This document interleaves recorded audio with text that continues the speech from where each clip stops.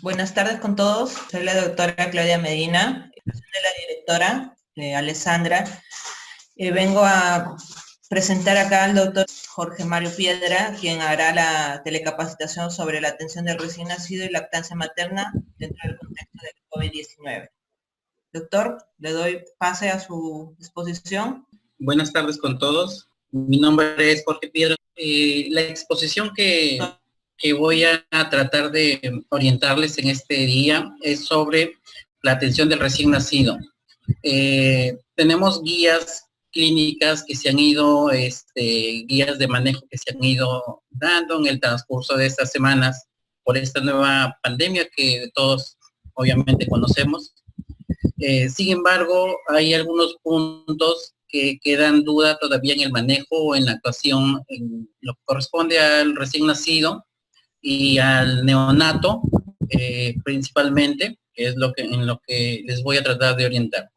Y qué hacer con respecto a la lactancia, al alojamiento conjunto y ya específicamente a la atención inmediata. Respecto a la atención del recién nacido, en este contexto del COVID-19, tenemos que es una enfermedad emergente que ha surgido a finales del 2019. La enfermedad específicamente se llama COVID-19, causado por el virus, el COVID. Su origen, decimos que es una zoonosis porque se tiene algunos estudios que nos dicen que este virus ha sido producto de la selección natural, de las mutaciones que se han ido produciendo en algunos animales y que finalmente terminó en los seres humanos. Dentro de los coronavirus, conocemos hasta ahora de los coronavirus humanos, porque también hay los coronavirus en animales. De los coronavirus tenemos de conocidos o que producen enfermedad en los seres humanos, hasta con el último que tenemos, hay 7. Los 4 primeros más o menos de la década del 60 producían una enfermedad tipo resfrío común, pasaban desapercibido. 2 más producían enfermedades tipo digestivas, diarrea, cosas muy leves. Los otros 2 siguientes, o sea, el quinto y el sexto, que son las enfermedades que conocemos de hace más o menos una década atrás, un poco más. El SARS-CoV-1, o SARS-CoV, que es una enfermedad que surge también en China entre el año 2002-2003 aproximadamente, y el MERS, que es una epidemia que surge en el 2002. Y el último coronavirus que tenemos, que aparece a finales del año 2019. Si vemos acá, se dice que el origen de estos coronavirus principalmente son beta coronavirus, son comunes en los murciélagos. De estos murciélagos, el SARS-CoV-2 se dice que llega al ser humano a través de una mutación que se produce en el pangolín. Es un animalito que ya les voy a mostrar. El SARS-CoV, que es el síndrome respiratorio agudo severo, se dice que tiene como intermediario una civeta, y el MERS, que se produce en el Medio Oriente, que tiene un intermediario que es un dromedario. Este es un pangolín, es un animalito con una especie de escamas que tiene. Normalmente es un animalito nocturno y que, bueno, en la China comen algunos animales exóticos. Se sabe y se ha visto que comen desde murciélagos, boas y otros animales que, bueno, habitualmente nosotros no solemos ver por acá.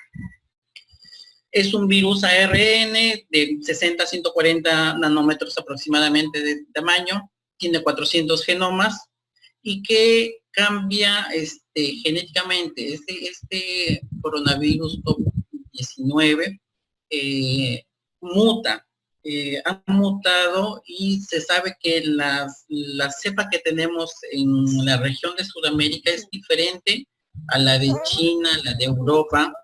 Un virus que tiene algunas mutaciones y que está cambiando en el transcurso de estos 3 o 4 meses que han transcurrido. Este es un esquema solamente para explicarles. Coronavirus sabemos que que se llama coronavirus por estos receptores que tiene en el exterior, que a nivel de microscopía electrónica se ve como una especie de corona. Tiene un receptor que es este receptor a nivel de clima y por microscopía electrónica.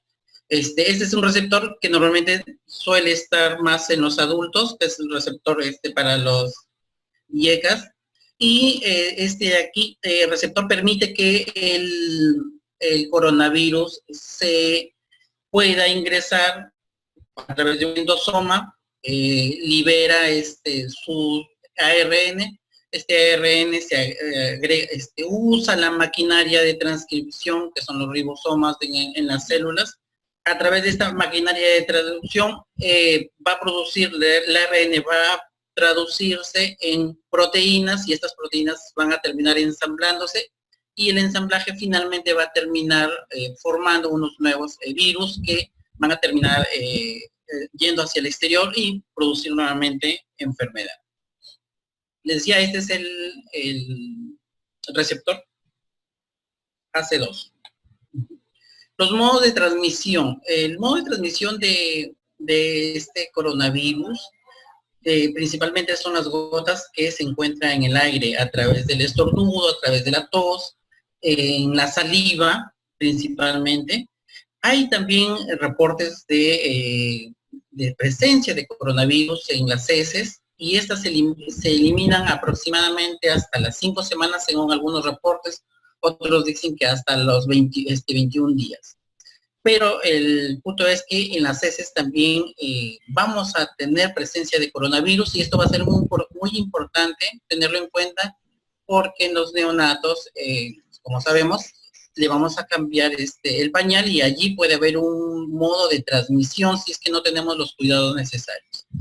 A través de fomites, saliva, estornudos, incluso en las lágrimas.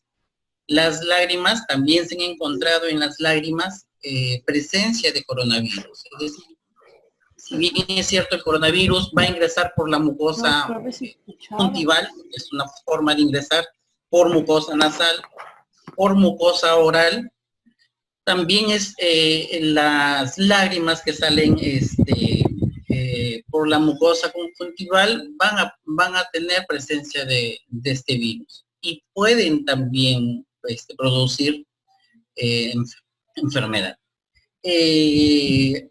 Ahora, a nivel perinatal, luego voy a hablar un poco sobre el líquido amniótico, cordón umbilical, presencia de coronavirus en cordón umbilical, donde en realidad no se ha encontrado. En la secreción nasal y en secreción faríngea o alveolar, no se ha encontrado, aunque hay reportes de neonatos con pocas horas de nacido que se ha evidenciado este virus. En la presencia, esto de manera general, y creo que todos lo conocemos, hay que tenerlo en cuenta porque cuando tengamos el cuidado del recién nacido, vamos a tener que desinfectar todos los utensilios, objetos que tengan que ver con el bebé. Entonces, plástico 5 días, está presente el coronavirus. En el aluminio de 2 a 8 horas, en los guantes quirúrgicos 8 horas, en el acero 48 horas, en la madera 4 días, en el vidrio 4 días, en el papel de 4 a 5 días. Hasta un corte hasta el día 28 de este mes, de abril, donde el número de casos llega a 76.324 casos nuevos, 3.024.059 casos confirmados a nivel mundial, con 208.112 muertos. Y vemos la cantidad de infectados, y vemos acá en circulito donde se están produciendo la gran cantidad de fallecidos. Bien es cierto, China todavía se mantiene, pero miren estas zonas, es principalmente Estados Unidos, que ya superó incluso a Italia, España. Son uno de los países que, bueno, está sufriendo más esta enfermedad. En la tasa de letalidad vemos que a nivel mundial, la línea moradita, estamos aquí, a nivel mundial, aproximadamente su letalidad se aproxima al 7%. La máxima que tiene, que se ha presentado este virus es en Italia, con una letalidad de más o menos 13%, y Perú aún nos mantenemos en una letalidad de 2.3, 2.4% de letalidad. Ya que todavía, al menos por ese lado, estamos bien. En el caso de la letalidad por grupos de edad, este es de manera general, 0 a 9 años, 10 a 19 años, 20 a 29 años, y vemos que la mayor letalidad siempre es en mayores de 70 a 80 años. Una cantidad de mayor. Pero con respecto a niños, el dato que tenía, o el dato que tengo, es que de 0 a 9 años su letalidad en estos 3 países, en estos 4 países, perdón, es 0%. Hay un reporte de fallecidos en Perú, que luego los voy a mostrar, que sí hay niños, pero al menos en este corte de esta página no hay muertes en menores de 9 años. De 10 a 19 ya comenzamos a ver fallecidos. Miren, es Perú hasta el día de ayer. Tenemos 36.979 de casos, donde hay 1.051 fallecidos, con una letalidad 2.84. Bueno, yo le había dicho 2.4 aproximadamente. Y por grupo etario, tenemos acá que de 0 a 9 años, en Perú, tenemos un varoncito y 2 nenitas menores de 9 años. De 10 a 19 hay 2 mujercitas, de las cuales una es adolescente. Y bueno, el resto de enfermos se sitúa entre los 40 y 70 años. ¿Ven? Como vemos, realmente hay pocos casos tenemos en la parte pediátrica. Ahora, este es el documento técnico, el último del 29 de marzo, donde nos hablan sobre el manejo de un paciente COVID-19. Pero no nos especifica aún o no nos aclara el panorama sobre el manejo de los pacientes pediátricos neonatales, que en realidad es una población, ¿no?, especial. ¿Qué vamos a hacer entonces según la bibliografía que he revisado? Hay algunas recomendaciones que dan las sociedades de China, las sociedades de Corea, la Sociedad Española de Neonatología, donde nos recomiendan qué hacer en el caso de un neonato nacido de una mamá con COVID, sospechoso con COVID o neonato con COVID. Durante el parto, primero, durante el parto hay que tener en cuenta algo muy importante. Hay que mantener una comunicación entre el área ginecostétrica y el área pediátrica o neonatal. Eso es necesario, importante.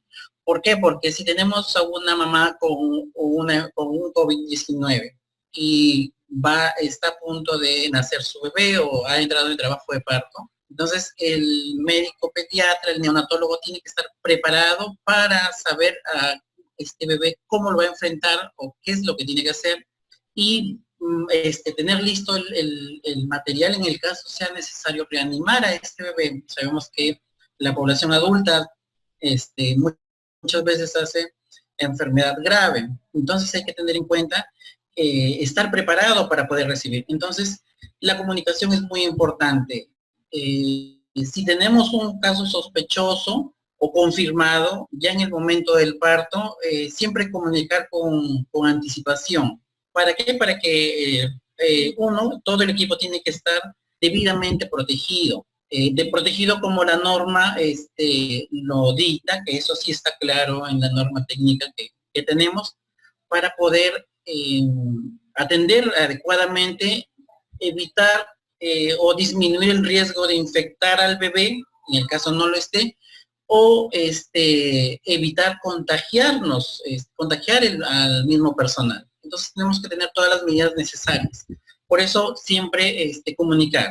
Y esto también sí es una recomendación al personal de obstetricia, al personal de ginecología, al personal de enfermería. Siempre preguntar, porque a veces entra una gestante en labor de parto, pero solamente vemos de manera tubular solamente un trabajo de parto. Hay que pensar, sospechar que pueda tener además esta enfermedad. Hay que sospecharlo. Entonces preguntar, hacer las preguntas necesarias, el tamizaje necesario para determinar si es una sospechosa o quizás no lo es y es solamente un trabajo de parto. Pero hay que hacer las preguntas necesarias. Con respecto al nacimiento, según esta revisión, Songhua recomienda el pensamiento inmediato al nacimiento.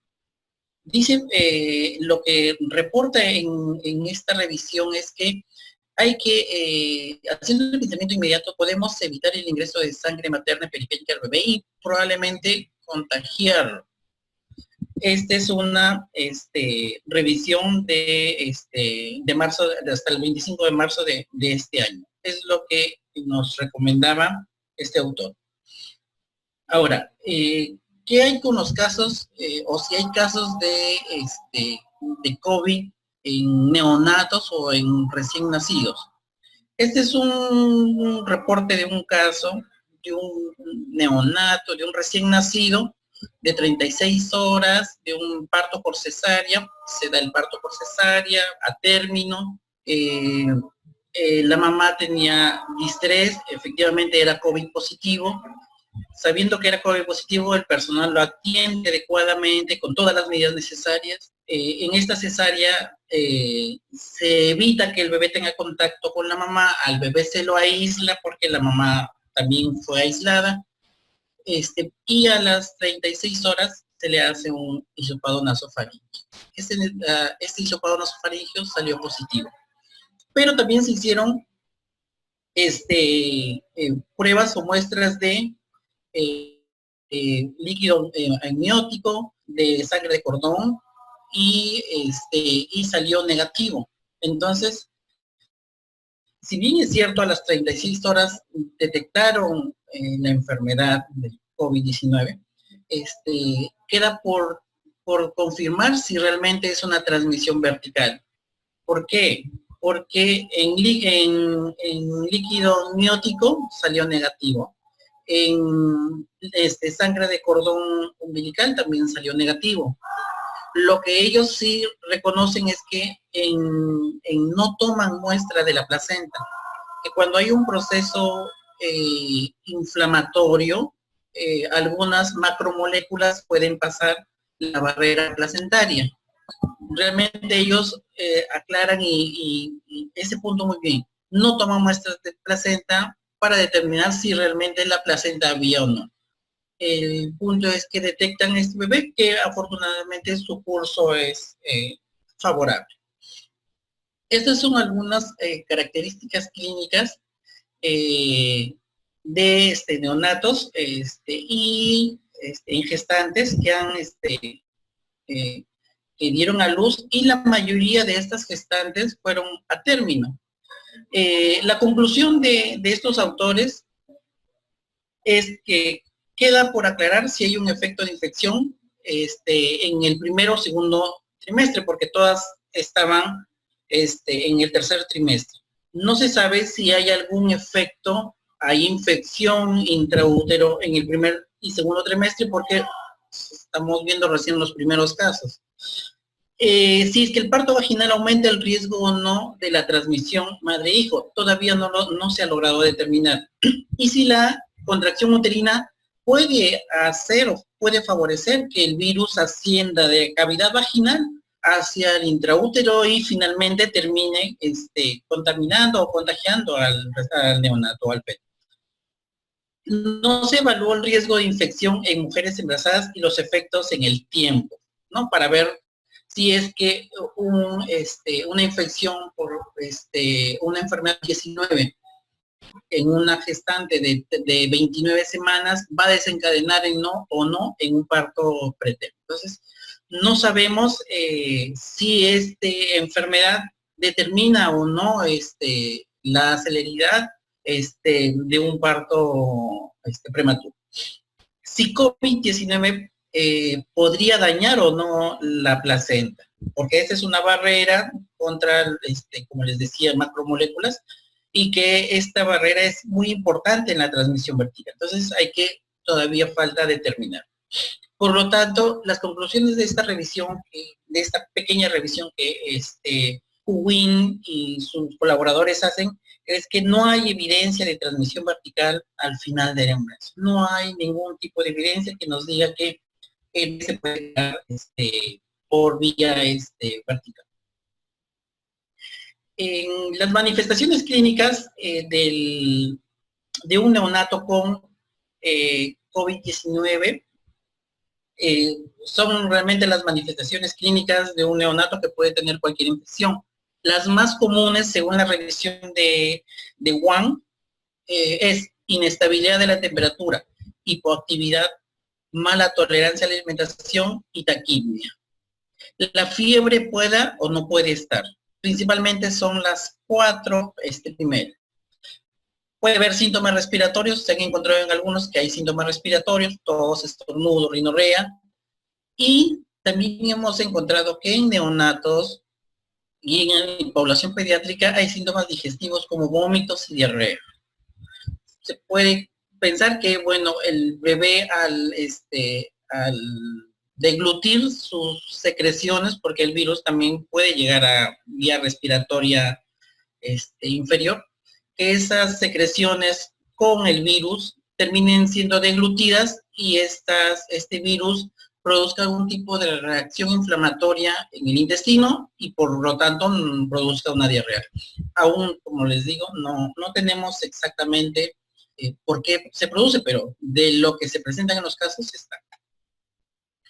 Ahora, la Sociedad Española de Neonatología nos dice algunas recomendaciones respecto a cómo definir los casos. Ellos definen caso bajo investigación es un recién nacido de una madre con una infección confirmada. Un recién nacido con antecedentes de contacto, con un caso probable o un caso confirmado. O un recién nacido con fiebre o con síntomas respiratorios o síntomas digestivos agudos y que se encuentran bajo investigación. Esto son la definición de casos bajo investigación. ¿Cuál es la definición de contacto cercano?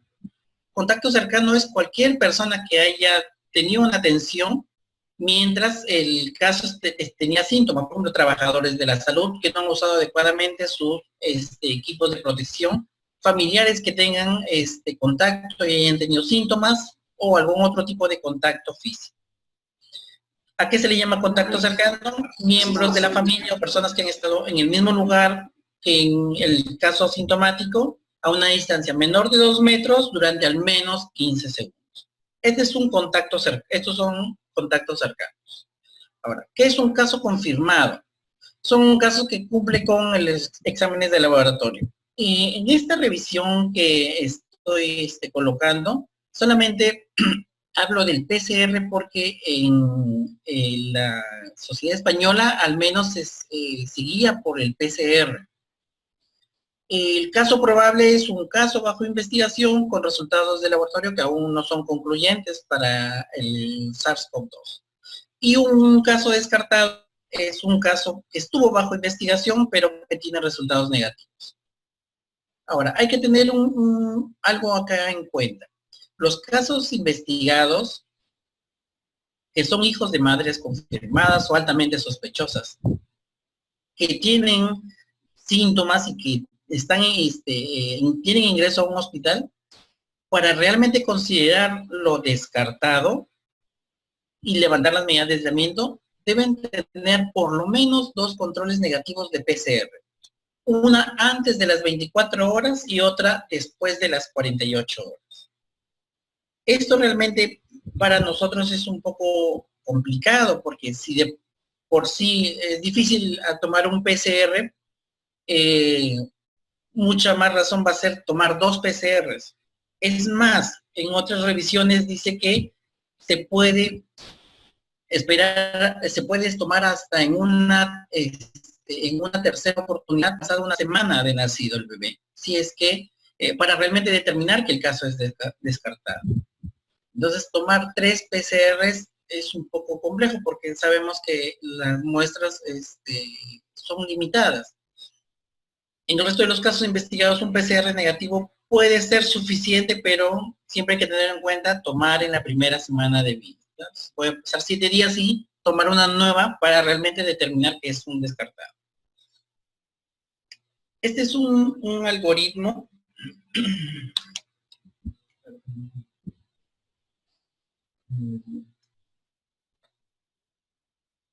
ya, es una madre con sospecha de COVID-19.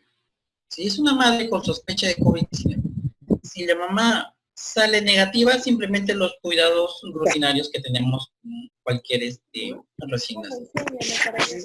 Tenemos una mamá confirmada con COVID-19, tenemos 2 panoramas. Tenemos a un recién nacido asintomático o uno sintomático.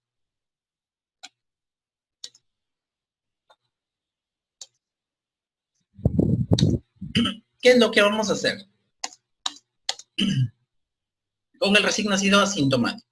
Primero, favorecer el alojamiento conjunto con las medidas que les voy a explicar más adelante. Vigilancia clínica, hacer su test de COVID-19.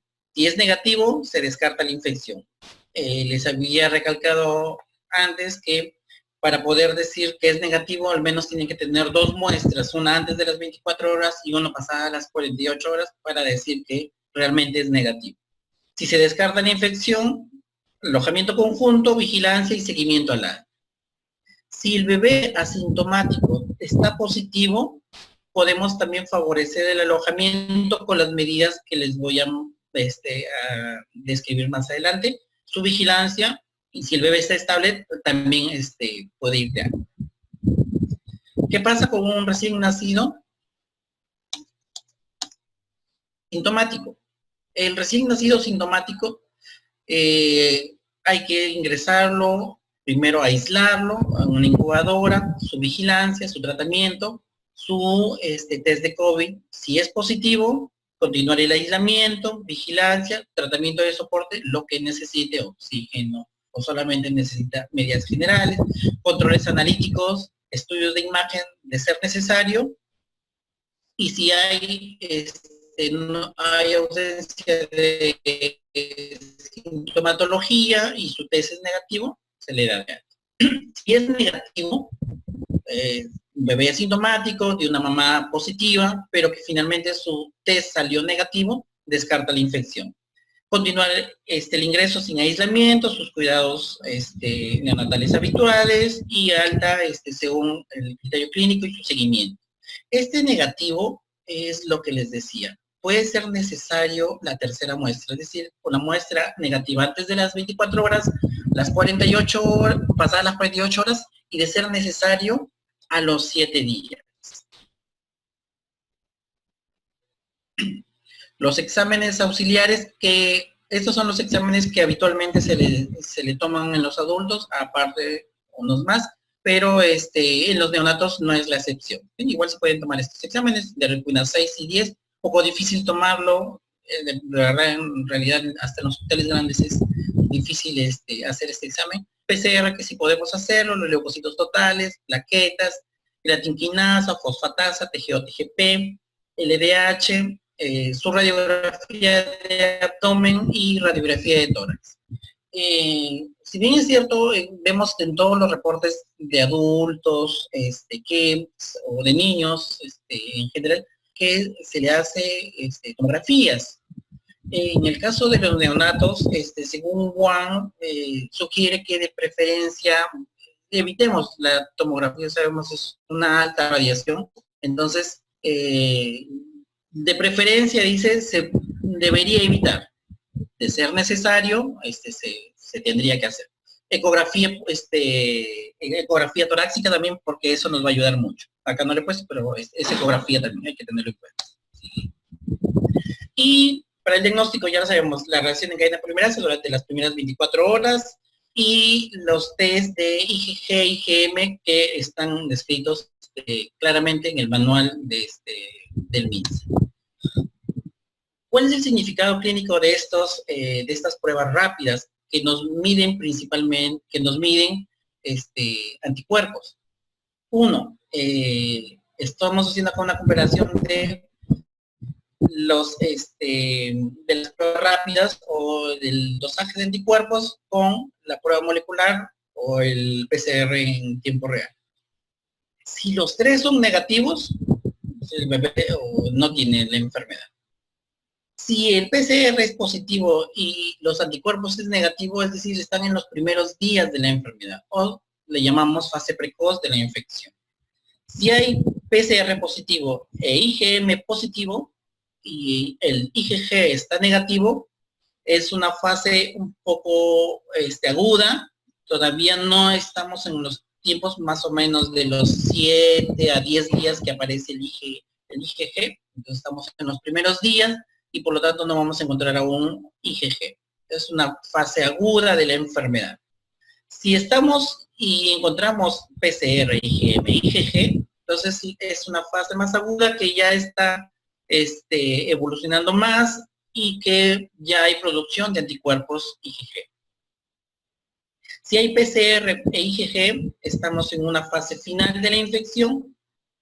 En PCR negativo con IgM positivo, es un estadio temprano de la infección, pero con un PCR falso negativo. Entonces hay que tomar otro PCR para confirmar, porque se asemejaría a la fase aguda.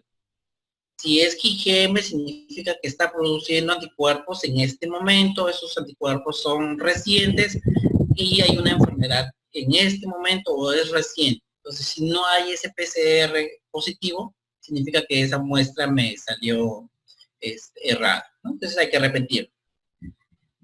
O lo que llamamos falso negativo. Si solamente encontramos IgG, podemos decir que es una infección pasada. Esto en respecto a niños y adultos en general. ¿Qué es lo que pasa si yo encuentro un IgG en un neonato? Sabemos que el IgG es la única inmunoglobulina que atraviesa la barrera placentaria.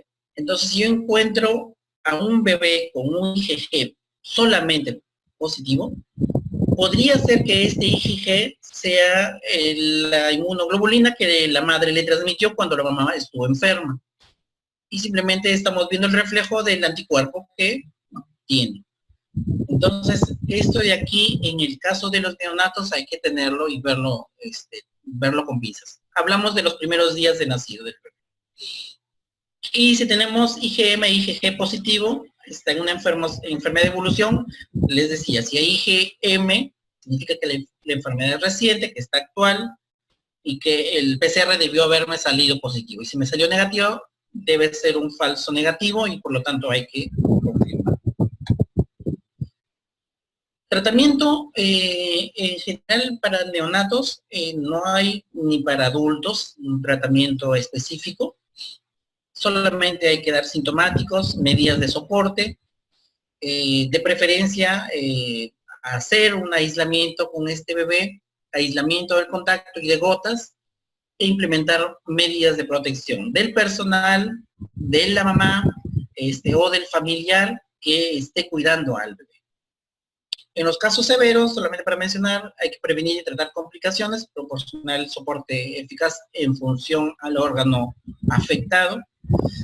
Si hay un síndrome de dificultad respiratoria aguda grave, o lo que llamamos pulmones blancos, lo que puede ser eficaz es el uso de surfactante pulmonar. Ahora, el surfactante pulmonar, según el Grupo de Trabajo para la Prevención y Control de control de la infección por el SARS-CoV-2,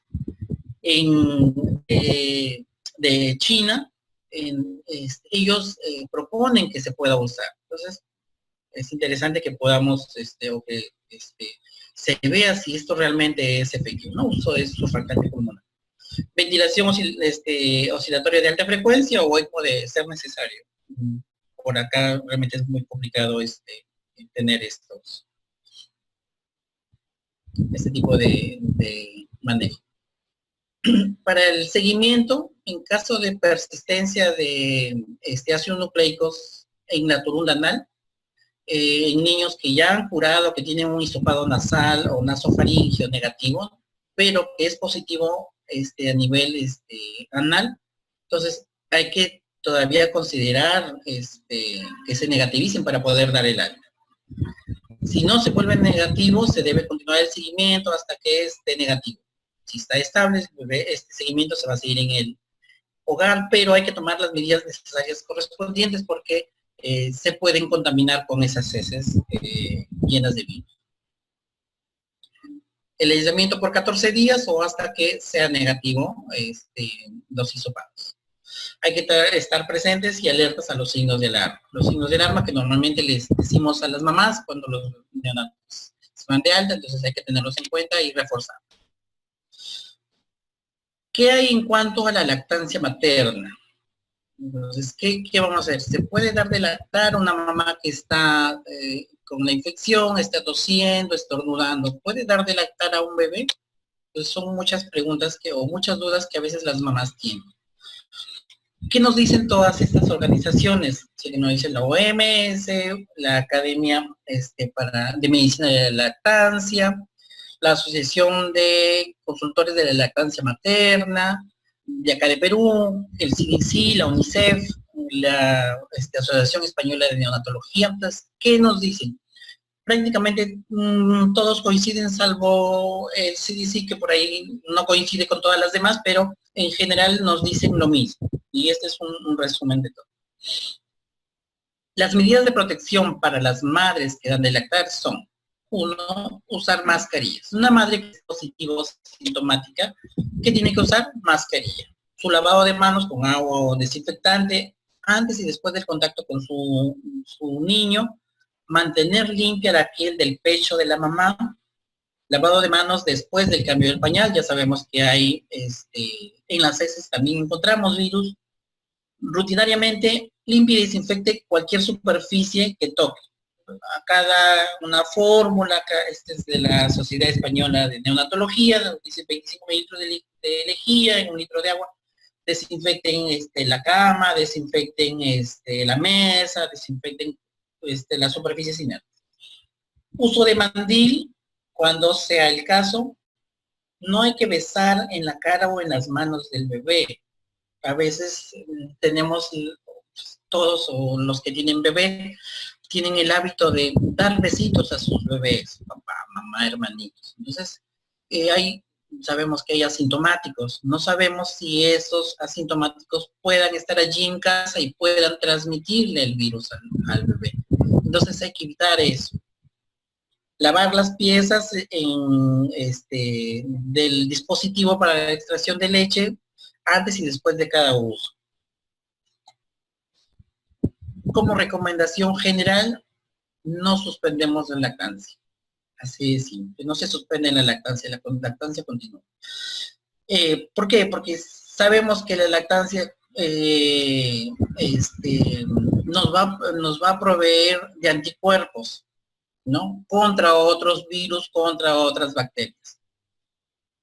Contacto piel a piel después del parto favorece la lactancia materna. Por lo tanto, tampoco está contraindicado el contacto piel a piel. Eso sí, hay que usar las medidas de protección adecuadas. Las medidas de protección todas estas medidas de protección que les estoy mostrando aquí. Lavado de manos, mascarillas, la mamá está con ¿cómo? Mascarilla, el lavado de su pecho, lavado de sus manos para que le pueda dar de lactar a su bebé, su adecuado uso de mandil. Todas esas medidas no me van a contraindicar la lactancia materna.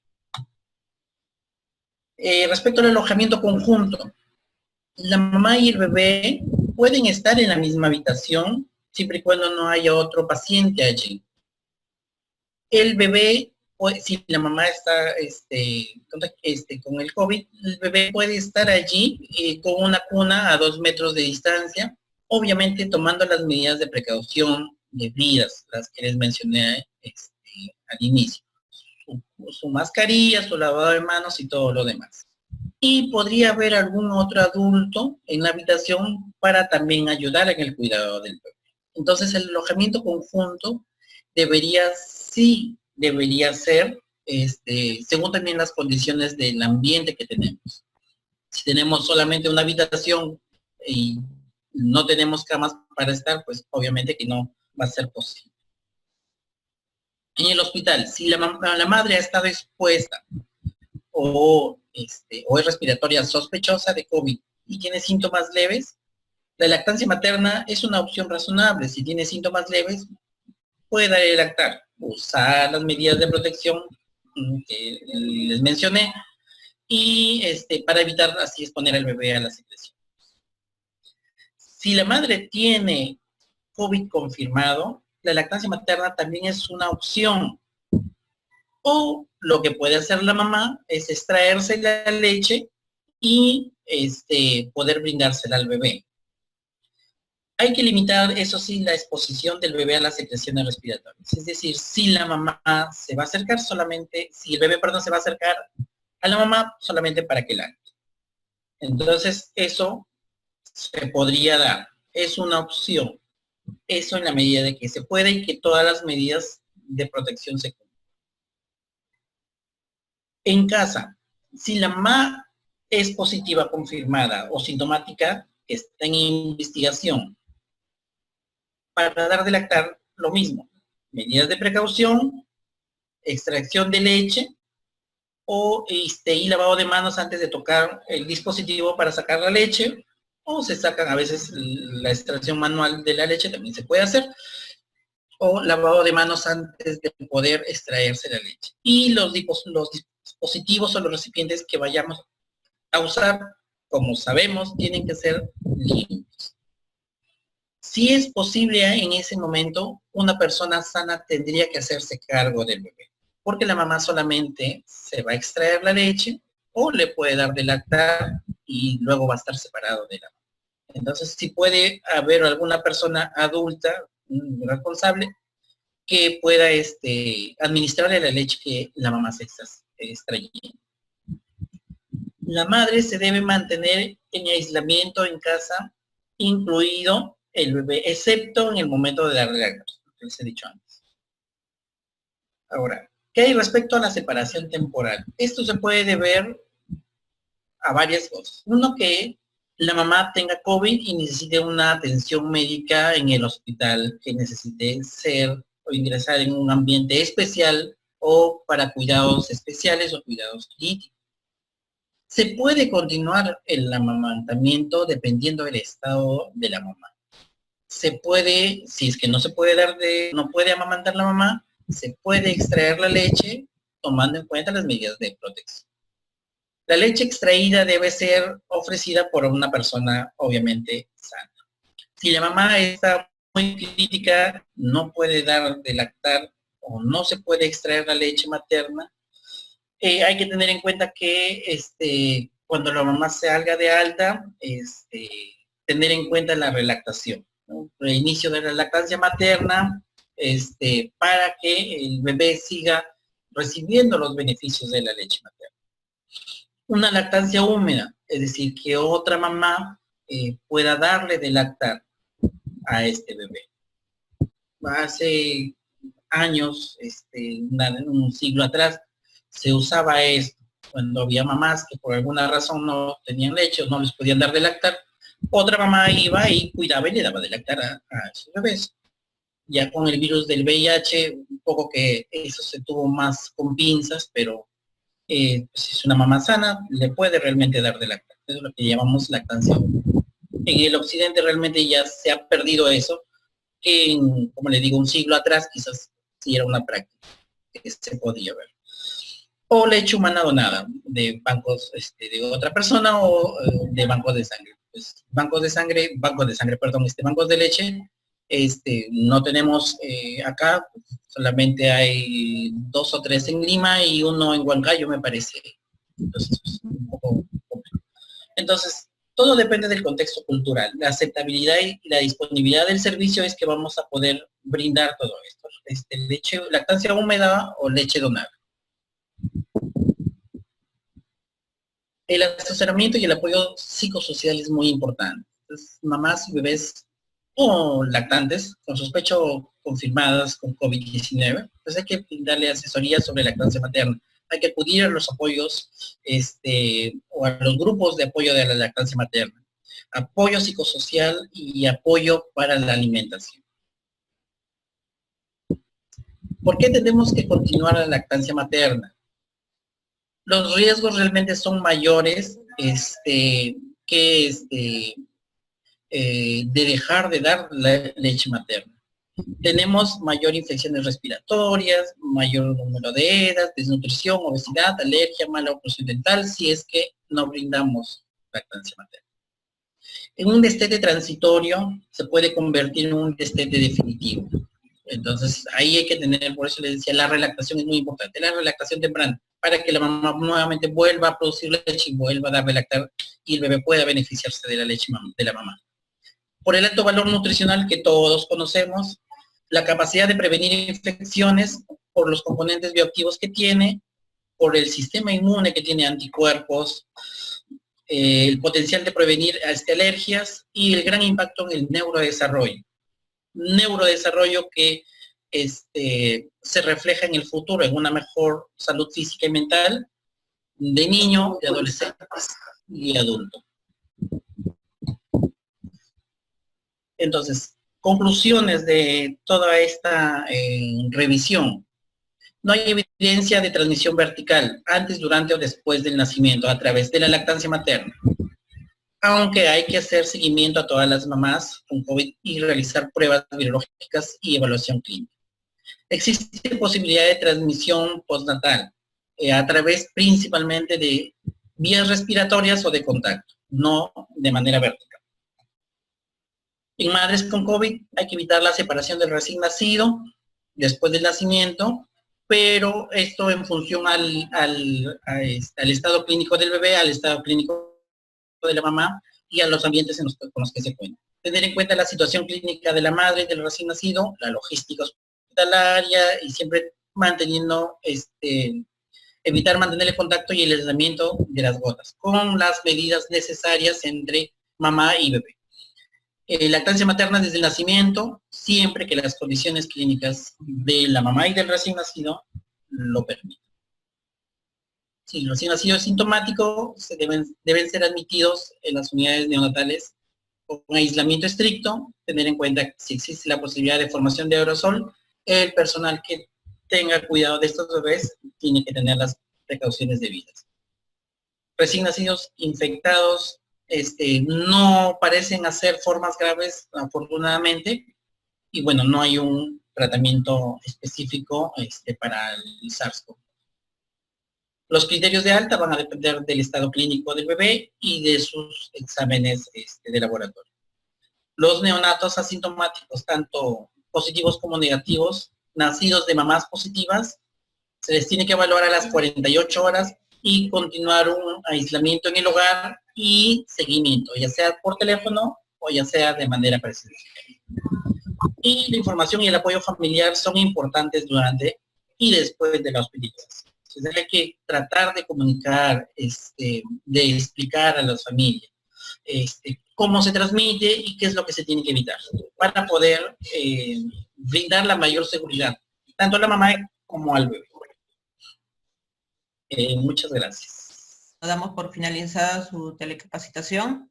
Agradezco mucho a todos los participantes, a usted, doctor, por su telecapacitación, en representación de la directora del Hospital de Virú, de la doctora Alessandra Sánchez Mimbela, le damos un agradecimiento.